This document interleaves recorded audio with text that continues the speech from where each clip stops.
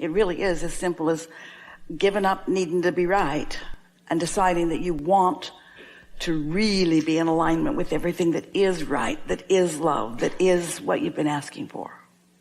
Just catching it as you go, as best you can. So you want to align with your inner being, with that power, with that clarity that life has already helped you to sort out and decide about.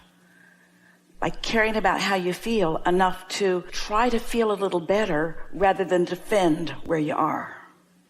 By understanding that how you feel is about your alignment, and that's what matters. And why does your alignment matter? Because your inner being is holding the bag of your requests. If there are things that you want that aren't flowing easily, then there is a reason for it, for sure. A belief is just a thought you keep thinking, and a thought is a vibration. And if you don't feel mostly really good most of the time, then there is a reason for it. You're early into this. And so it really is a matter of massaging your thoughts until they feel better. It's not easy.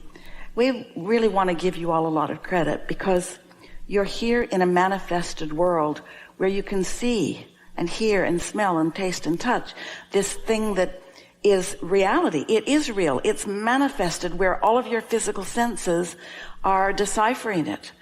What you see with your eyes is a interpretation of vibration. In other words, it's all interpretation of vibration, but it's like real stuff that you're observing. And so, of course, you're going to have reactions to what you observe. But the question that you next want to ask is this reaction something that I want to continue to perpetuate? Because if it is, keep watching that television program, keep having those same conversations. Don't change anything if you like the way you feel about it. But if you don't like the way you feel about it, then try to find ways to feel better about that. And see, that clashes with a whole bunch of, but I'm right about this. Well, we've been playful about this. We say, make a big sign, carry it with you everywhere you go, or post it online. These are the things that I need from you, world. If I should run into you, look at my face. If I run into you, I'm going to need these things from you in order to feel good. So listen up, pay attention to the sign. And of course, that's ridiculous because you can't cover that much ground and nobody's looking at your sign anyway. Or you could deal with your own bag of marbles so that as you're moving through this world where everyone's free to create the reality that they're creating, the law of attraction isn't matching up with stuff that you don't want. And here's the thing. Sometimes people will say to us, especially when they're new to this, they'll say, this is hard for me to accept because I don't think I've really been thinking those thoughts. I wouldn't have created that because I didn't want that.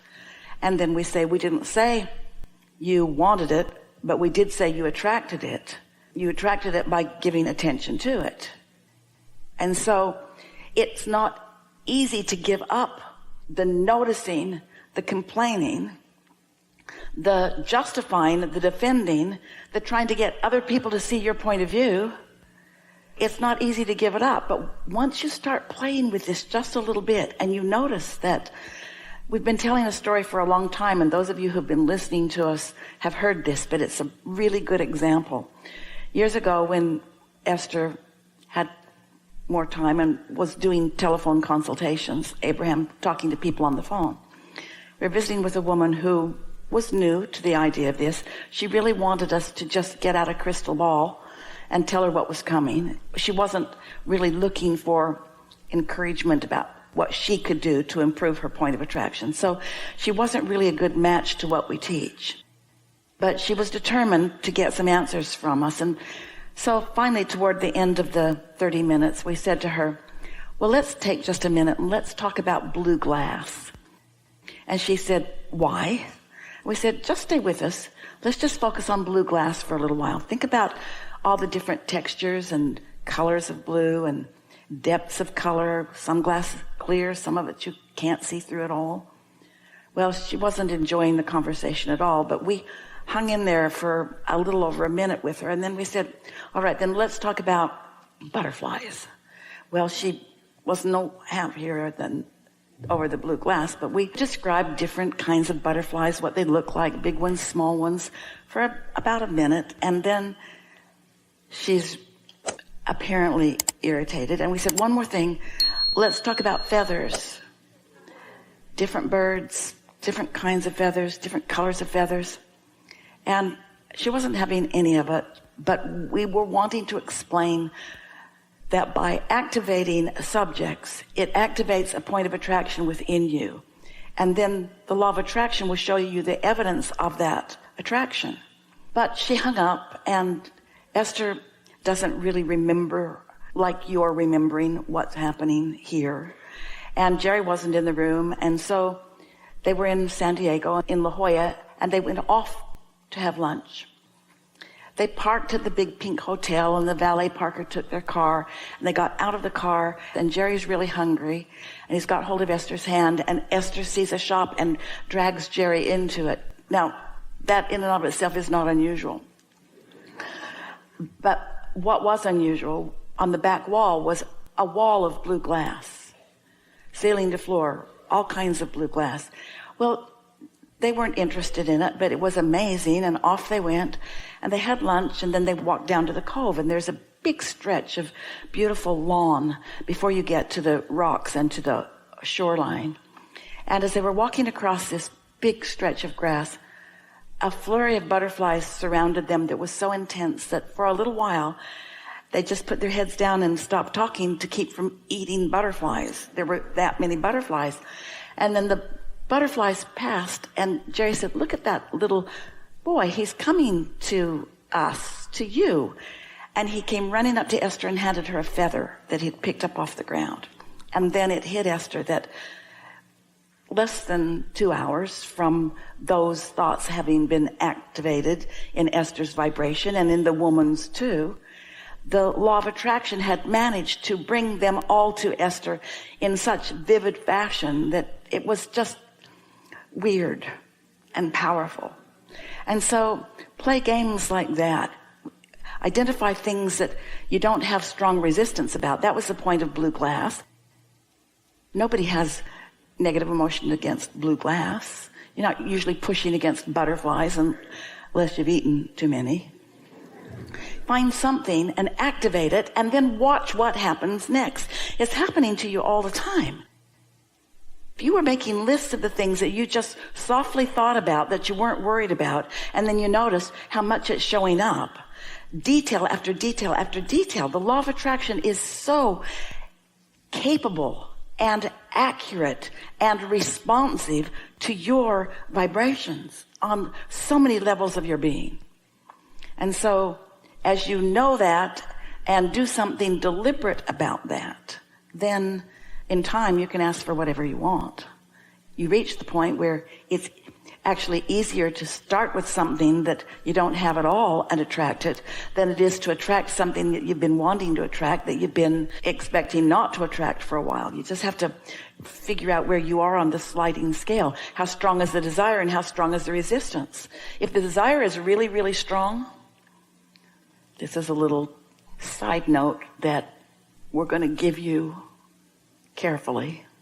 If your desire is strong enough, it almost doesn't matter what you believe, because your desire will bring you what you want. We just don't think you should have to struggle and suffer so much to get it. Your life is helping you to know what you want. You don't have to work at that. Step 1, ask. That comes easily.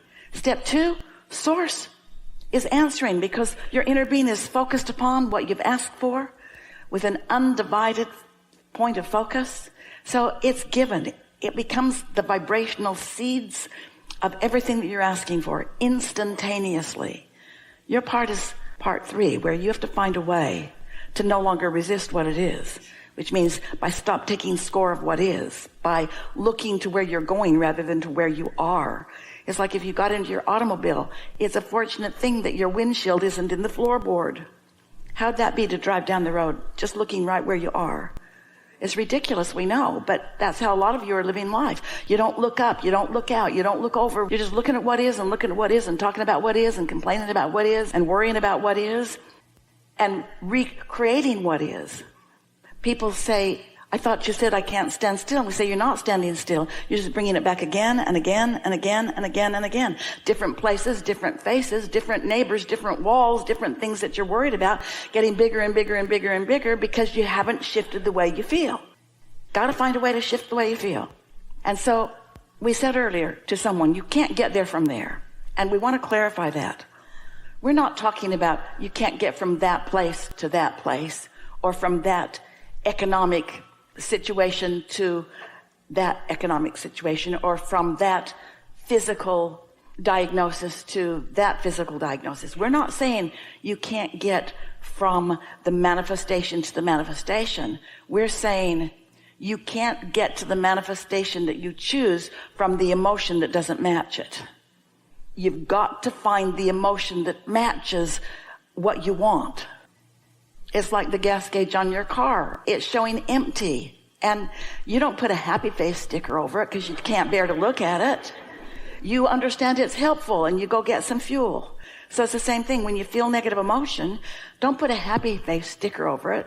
Don't pretend that it's otherwise, and don't try to get other people to agree with you. Instead, do something about the way you feel about that.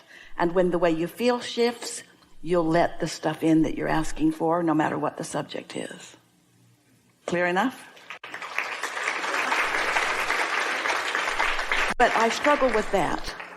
I struggle with that. We know you do. And we don't want you to struggle. We want you to find ease. But when you're telling it like it is and telling it like it is and telling it like it is, and we know why you do that. There are people all around you demanding that you tell it like it is. It's like you've got to face reality. What's wrong with you? You got your head in the clouds. What's wrong with you? Well, don't try to explain this to them, but you think to yourself, it's not that there's something wrong with me. It's that I'm now understanding why I've been standing in a similar place for so long. Because I keep noticing this and talking about this and fussing over this and taking action. Do you know, we love you so much. Most people offer most of their action to try to compensate for vibration they haven't shifted. It's futile. No wonder it feels like a struggle.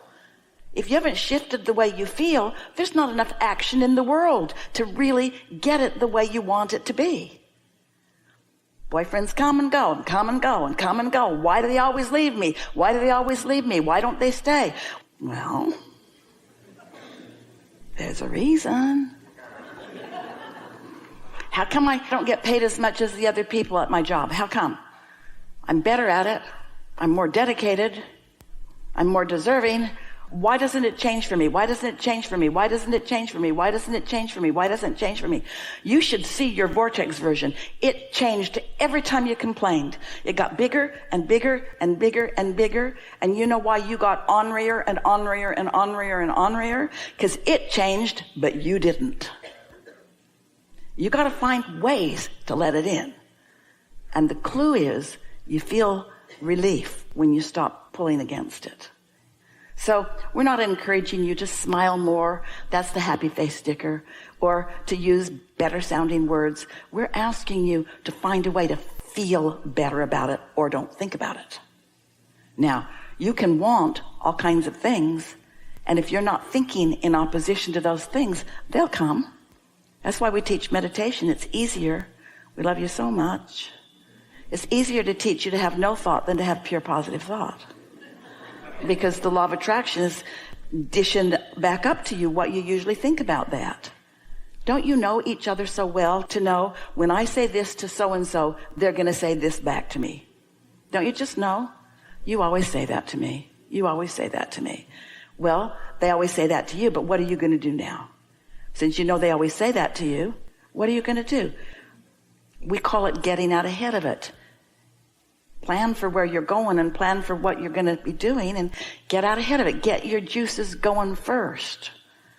Sort of prime the pump. You ever siphon gas out of your car or someone else's? Have to kind of suck on it for a little while to get it going, and once you do, it really will flow. You can fill a whole gas can up with it.